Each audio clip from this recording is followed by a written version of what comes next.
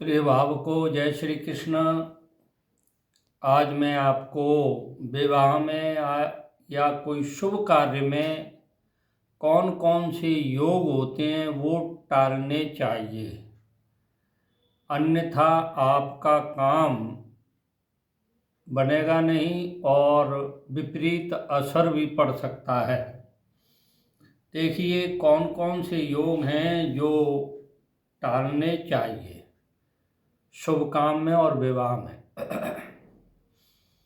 देखिए भद्रा, पहले योग सुन लीजिए कौन कौन से हैं। भद्रा, क्रकच योग, तिथि की अंत की 2 घटी, ये तो हमेशा आप जानते ही हैं, तिथि की जो अंतिम 2 घटी होती हैं वो, और यम घंटक योग, दग्धा तिथि और नक्षत्रांत की 3 घटी, कुलिक योग, ये 7 जो योग हैं ये विवाह में यत्न पूर्वक त्यागने चाहिए, अन्यथा शुभ काम का फल विपरीत हो सकता है। अब देखिए भद्रा के बारे में मैं आपको थोड़ा सा बताना चाहता हूँ, बाकी लंबा चौड़ा इसका विवरण है। पंचांग में भद्रा के बारे में तिथि के सामने लिखा हुआ होता है भद्रा कब से लगी और कब तक रहेगी। फिर भी मैं आपको बता देना चाहता हूँ, कृष्ण पक्ष की 10वीं और तृतीया को परार्ध में भद्रा लगती है।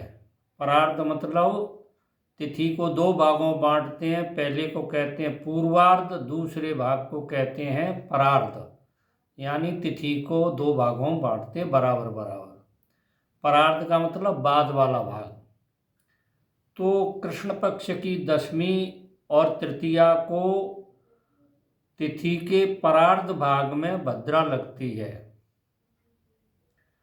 और कृष्ण पक्ष की 7वीं और चतुर्दशी को पूर्वार्ध में पहले लगती है भद्रा, और शुक्ल पक्ष की एकादशी और चतुर्थी को परार्ध में भद्रा लगती है, और अष्टमी और पूर्णिमा को पूर्वार्ध में भद्रा लगती है। इनका आपको ध्यान रखना है। अब देखिए दग्धा तिथि कौन सी होती है उसके बारे में मैं बताना चाहता हूँ। देखिए सूर्य जब मीन राशि और धनु राशि में होता है उस समय दौज बीज को दग्धा तिथि होती है, और सूर्य वृष और कुंभ राशि में होता है तो चौथ को दग्धा तिथि होती है, और सूर्य मेष और कर्क में होता है तो छठ को दग्धा तिथि होती है, और सूर्य जो है कन्या और मिथुन में होता है तो 8म को दग्धा तिथि होती है। सूर्य जब वृश्चिक राशि और सिंह राशि में होता है तो 10म को दग्धा तिथि होती है। ये जो तिथियां मैंने बताई हैं कृष्ण पक्ष और शुक्ल पक्ष दोनों की होती हैं, और सूर्य अगर मकर राशि और तुला राशि में होता है तो द्वादशी को दग्धा तिथि होती है। अब देखिए कुलिक योग कब होता है। कुलिक योग सूर्य रविवार को अगर 7म हो तो कुलिक योग होता है, सोमवार को छठ हो तो कुलिक योग होता है, मंगलवार को 5म हो तो कुलिक योग होता है, बुधवार को चौथ चतुर्थी हो तो कुलिक योग होता है, गुरुवार को तृतीया हो तो कुलिक योग होता है, और शुक्रवार को बीज हो तो कुलिक योग, और शनिवार को एकम हो तो कुलिक योग होता है। अब देखिए एक शब्द आया था यमगंटक योग। यमगंटक योग कब बनता है इसके बारे में जान लीजिए।